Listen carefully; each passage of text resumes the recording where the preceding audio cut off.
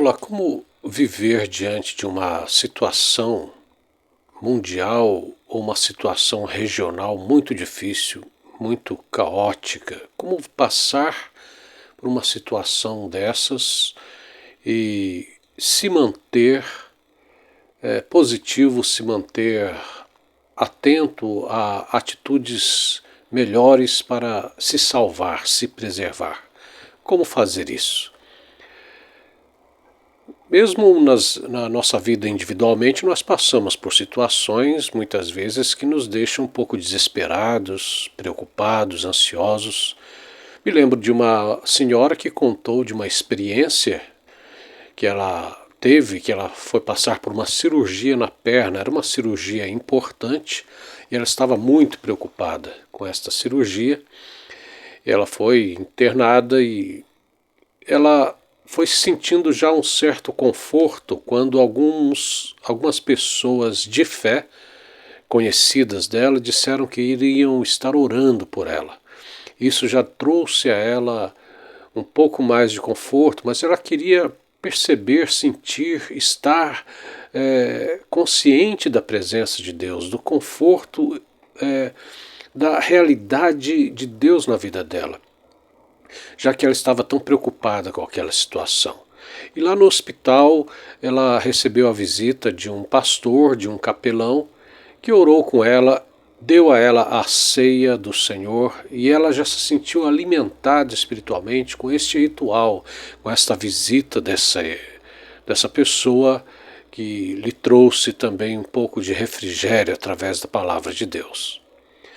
E o tempo foi passando e perto da janela dela, o que mais chamou atenção nessa situação toda que ela estava passando é que perto da janela dela, no hospital, havia um salgueiro, perdão, havia um sabugueiro. E aquela árvore, aquela planta esplêndida estava ali, e o sol, quando se punha, o sol batia na copa daquela árvore, e ela se refletia como se estivesse em chamas, como se estivesse brilhando.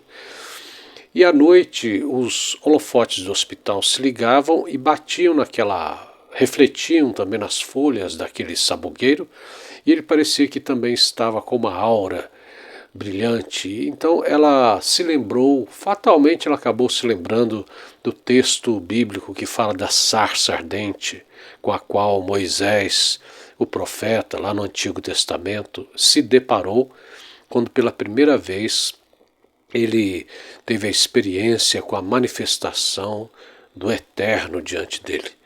A sarça que ardia em chamas e não se consumia. Então esta senhora passou a chamar aquele sabugueiro de minha sarça ardente. E ela se sentiu mais confortada e mais corajosa para passar pelo processo cirúrgico, que graças a Deus deu certo. Mas note bem, se ela passou por essa dificuldade individual e teve tanta aflição, imagina quando uma população inteira está prestes a ser atacada, a cidade vai ser invadida. Nós estamos vivendo ou convivendo com notícias, com noticiários que têm falado diariamente de conflitos bélicos ali na Europa que está acontecendo e também lá no Mediterrâneo, lá no Oriente Médio, conflitos, bombardeios que têm acontecido, lares que são destruídos, pessoas que saem se refugiando, fugindo. Nós vemos isso na Ucrânia, nós vimos isso em Israel, na Palestina, no Irã, e nós temos também visto isso lá na Síria. E então nós vemos essa dificuldade quando a humanidade passa por essas situações atribuladas. São tribulações que essas pessoas passam. Em Marcos, capítulo 13, do versículo 14 até o 23, continua ali o discurso de Jesus, o sermão profético de Jesus, que Marcos registrou, quando os discípulos perguntaram para ele o que aconteceria com a destruição do templo. E Jesus continua falando, ele fala que o templo seria destruído, Jerusalém seria invadida, e nesse texto, se você ler com calma, depois você pode ler com calma, Marcos 13, versículo 14 até o 23. Leia com calma depois. Continue vendo o vídeo. Não deixe de dar o seu like, ativar o sininho, fazer sua inscrição no nosso canal para o algoritmo valorizar a repercussão das mensagens que estamos aqui por obediência àquele que é a fonte de todas as coisas. Estamos aqui transmitindo essas mensagens, tentando alcançar um público cada vez maior com essas reflexões. Mas esse texto é quando Jesus ainda continua a falar o que aconteceria. E Jesus fala da grande abominação que aconteceria, e ele fala para os seus discípulos: quando vocês verem essa grande abominação, ou o grande terror que irá acontecer em Jerusalém, fujam para os montes, não olhe para trás, quem estiver saindo não volte, quem estiver fora da cidade não volte para buscar coisa nenhuma, orem para isso não acontecer no inverno, essa fuga, essa situação toda. Então ele ali fala o que haveria de acontecer. E no ano 69 depois de Cristo, de fato, os romanos marcharam em direção a Jerusalém, destruíram tudo, destruíram o templo foi abaixo, foi uma coisa aterradora. E um homem chamado Etíoco Epifânio, ele havia colocado no templo, tempos antes, ele havia colocado um porco ali, sacrificado na área do Santo dos Santos, no Templo de Jerusalém. Ele fez isso realmente para profanar, ele fez isso para causar espécie no povo judeu, para deixá-los mais aterrados ainda, quando ele profanou aquele lugar que eles consideravam tão carinhosamente sagrado para eles, que era o templo, e principalmente o interior do templo de Israel, que era o Santo dos Santos. Então Jesus falou que essas coisas terríveis iriam acontecer e eles deveriam fugir. E um historiador, um cristão que narrou isso, chamado Eusébio de Cesareia, no quarto século, ele teria falado que isto aconteceu. Ele disse que uma comunidade cristã se formou porque um pessoal cristão, pessoal que seguia Jesus e que morava em Jerusalém, que morava naquela área, esse pessoal fugiu de Jerusalém. Eles escaparam deste terror que ali aconteceu, dessa invasão, e foram para um lugar chamado Pela, que ficava a 78 quilômetros de Jerusalém. E ali aquela igreja foi formada com pessoas refugiadas, pessoas fugitivas que se preservaram. Esse texto que profetizou esses acontecimentos, quando Jesus falou isso, ele está falando também não de uma coisa que aconteceria só naquela primeira vez na destruição de Jerusalém, mas são fatos que aconteceriam nos dias que viriam depois de Jesus. Então há uma grande probabilidade de acontecer muitos problemas ainda pela frente aqui na história da humanidade que estamos vendo. Caos, tribulações poderão acontecer, e isso não devemos pensar nisso para ficar com medo, mas sim para nos preparar. E preparar principalmente por dentro, preparar espiritualmente. Porque essas coisas são necessárias acontecer, porque a humanidade se desvirtuou. As guerras acontecem, os conflitos acontecem, porque o ser humano se deteriorou mentalmente e espiritualmente. E por isso ele causa em si e no seu próximo, no seu irmão, ele causa esses sofrimentos. A humanidade está contaminada. Mas quem formou a humanidade, quem gerou todas as coisas, é puro. A fonte de todas as coisas é amor, é bondade, é pura. Mas o ser humano resolveu cortar a conexão com a fonte pura do universo. Isso já faz em milênios de anos que esses fatos aconteceram. E por isso a humanidade, apesar de tantos avanços, apesar de tanto potencial, não consegue se acertar totalmente. Sempre ela causa e provoca um caos em si mesmo, devido a não se conectar de novo com aquele que é a origem de toda a verdade, de toda a vida. E por isso a humanidade está muitas vezes se revolvendo nos seus próprios tóxicos espirituais. É como se fosse um recipiente, vamos dizer, um copo de leite, o leite puro, a leiteira estava com leite puro, derramou o leite sobre aquele copo, mas naquele copo colocaram uma coisa muito suja, ou caiu uma mosca ali contaminada, você não vai querer beber aquele leite. Ou seja, ou uma panela que tem um alimento ali preparado, alguém preparou com todo carinho, tudo foi higienizado, purificado para fazer aquele alimento, mas aí alguém tem por engano, ou porque não prestou atenção, temperou ali com alguma coisa tóxica, com algum veneno, alguma coisa que não deveria estar ali, né? Uma bactéria, alguma coisa daquele tipo.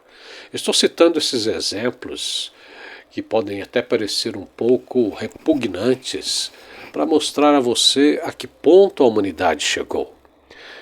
A Bíblia diz que Deus criou o ser humano reto, né, o ser humano justo, mas o ser humano se meteu em muitas astúcias. Isso está escrito lá em Eclesiastes.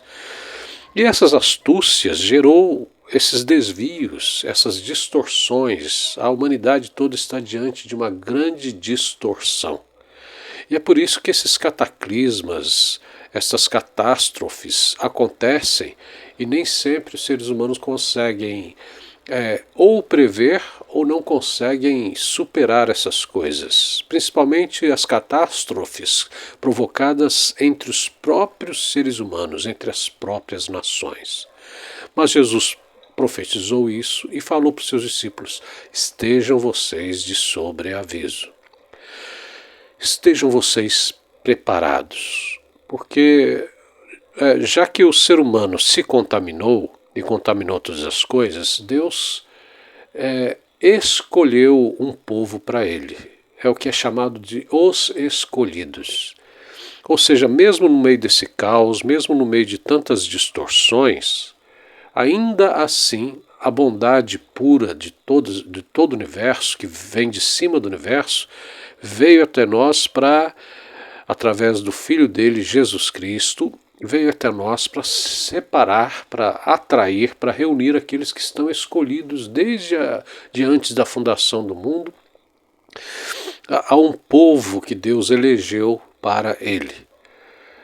Não é para dizer placa, não é para dizer nome, não é para você desconfiar se você é ou não é um escolhido. É para que você corra em direção ao estado de vida que pertence a alguém que é escolhido.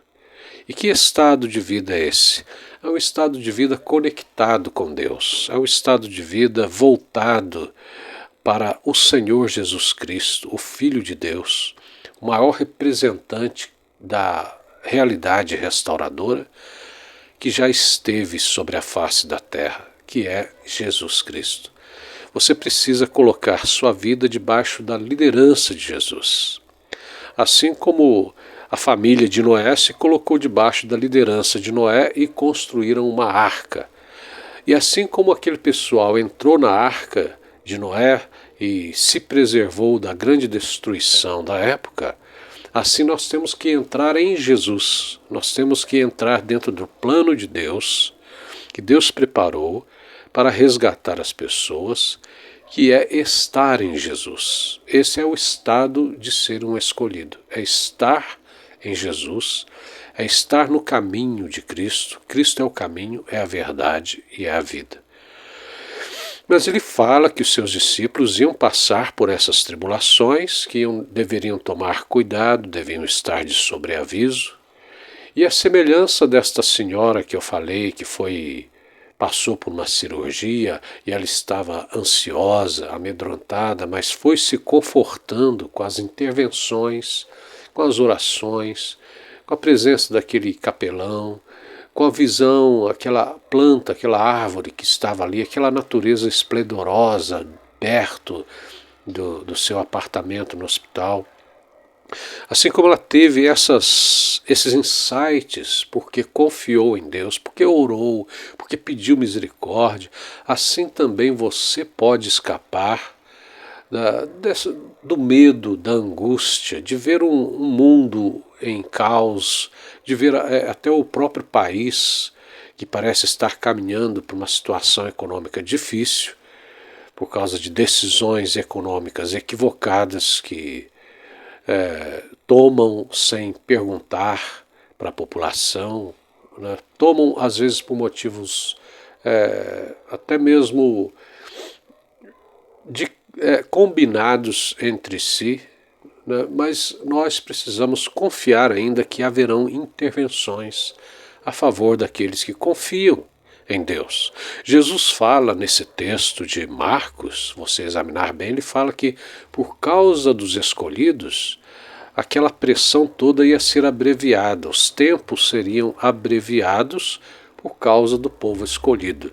Quer dizer que a tribulação aconteceria, mas os tempos seriam abreviados para não piorar tanto.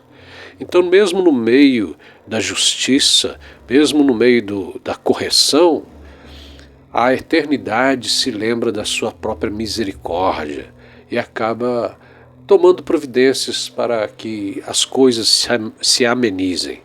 Mas um dos principais pontos amenizadores diante dos problemas é nós irmos em direção aos escolhidos. Procure os escolhidos. Procure um povo que está buscando a Deus, povo que está lendo a Bíblia com seriedade, procurando a originalidade dos ensinos bíblicos. Gente que está invocando a Deus com o coração puro. Procure essas pessoas. Afaste-se daquelas companhias que só pensam em coisas que nublam a mente, coisas que atrapalham os pensamentos, coisas que intoxicam o corpo. Afaste-se de coisas, de hábitos que intoxicam o corpo, que intoxicam os pensamentos, que intoxicam a alma. Se existem coisas que as pessoas fumam, que as pessoas bebem, que as pessoas ingerem, que vai intoxicando o organismo delas e vai debilitando sua saúde física, existem também pensamentos e emoções que as pessoas cultivam, conversas que as pessoas vão lendo, ouvindo e assistindo na internet que também vão intoxicando sua forma de ver a vida. E existem coisas que nossa mente, nossa alma vai colhendo ao longo da vida que podem nos travar, podem nos limitar. Todas estas coisas nós temos que fugir delas ou tratá-las de alguma forma. E um dos principais tratamentos é você procurar a palavra de Deus, é você procurar as pessoas que também buscam a palavra de Deus. Então, força diante dos problemas e dos desafios, graça e paz para você.